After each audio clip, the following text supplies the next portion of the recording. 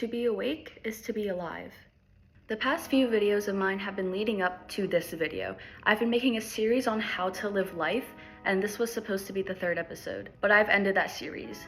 This video is going to be separate from that series because none of those videos do justice to the experience that I had on a trip to Maine that this video was supposed to be about. None of those videos do justice to what I learned, to what I felt, and how I changed as a person in 8 days. Even though it was life-changing and something that you have to experience for yourself rather than me telling you, I will do my very best to share what I learned with you. We spent a total of 8 days in Maine, which honestly isn't a lot. We were hiking, canoeing in the woods without technology or service sometimes, reading Thoreau, and basically being mini philosophers. We would have daily readings and daily discussions, daily journals, and we were basically trying to take a step back and away from the overwhelming demands that society forces upon us and learn how to really live and feel fulfilled with this glorious life that we've been given. We would meditate, do silent cold plunges into the pond at 6 in the morning in 35-degree weather, have daily readings and discussions, hike entire mountains in a few hours, journal, watch sunrises, kayak, sing, and everything in between. This lighting, oh my goodness. It was the most awake that I had ever felt. And to be awake is to be alive, so therefore it was the most alive I had ever felt in my life. The awakeness, the peace, the joy of all of us being together and experiencing this, the calmness that I felt there became my new normal. Because that should be normal, that was how we were meant to live. And I'm doing my very best to carry that new normal with me into this society that doesn't want any of those things. They don't want peace or awakeness. They want you to detach yourself from the world and just get stuff done to promote the economy or a company or a business or whatever they want from you. I am bringing this new normal with me into what I once thought was normal, but I'm now realizing is not. But I will do my best to convey everything that I learned to you. Do you see this? This is what I have to deal with right now.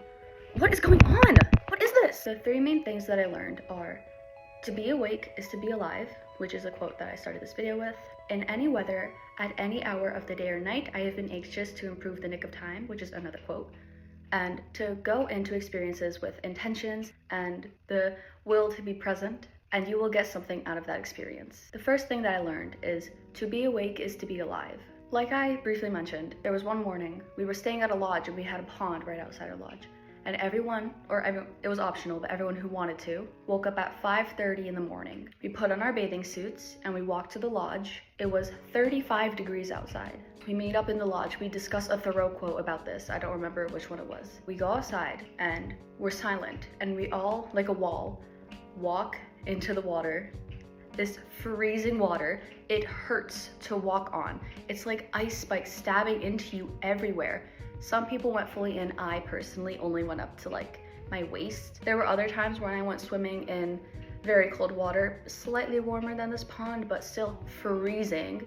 Like when I said, like I know it's May, but it's literally like ice cold water. And when I got out of the water, my legs were numb. I was like, how am I gonna walk up here? Like with each step, it felt like there were pins and needles all over my feet and my legs. It was insane. And I remember coming out of that experience, no one said that they regretted it. In fact, I was asking another girl, what was your favorite part of the trip? And she said, oh, the morning dip, easily.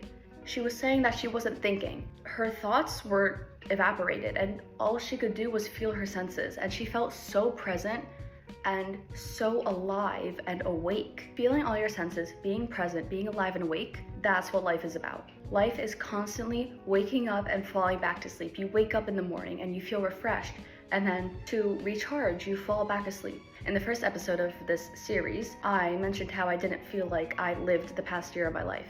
That past year of my life, I was asleep, metaphorically, obviously. And on this trip, I had learned how to wake up, how to treat each moment like it's a morning dip, like it's a sunrise, like it's a new dawn, and learning how to come awake and be present in any moment. That's how you live life, because you only live life when you're in the present moment. Second thing I learned is, in any weather, at any hour of the day or night, I have been anxious to improve the nick of time. Throughout this trip, almost every single day, it was cloudy, it was cold, it was rainy. I would wear 4 layers going hiking. I would wear so many layers and still be freezing.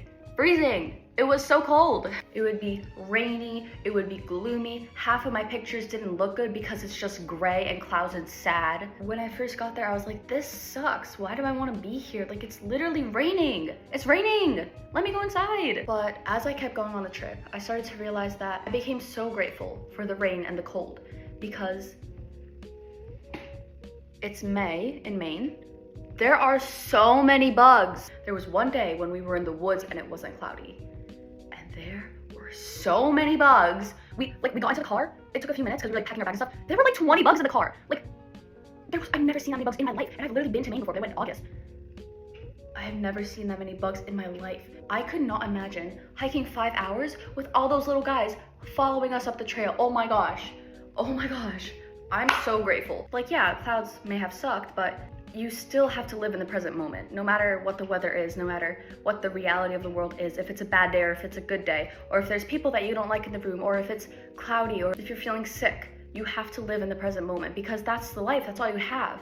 Once that moment is gone, it's gone forever. So all you have is that moment. You don't know if you're gonna get the next moment, so you have to live in that moment. And third, I learned that intentions mean the most to anything. Some people on this trip would just use their phones the whole time. They were recording TikToks and saying #transcending.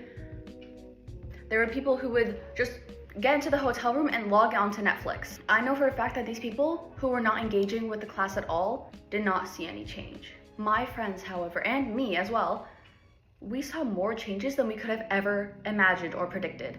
When we were on our way to Maine, we took a train from where we are to Boston. When I got there, it was just like, okay, it's a train station. There's the advertisements, there's lots of food and places to go and like whatever. Getting back there, I was shocked at how I just let that pass me by. I was shocked at how I viewed that as normal and just kept going with my day.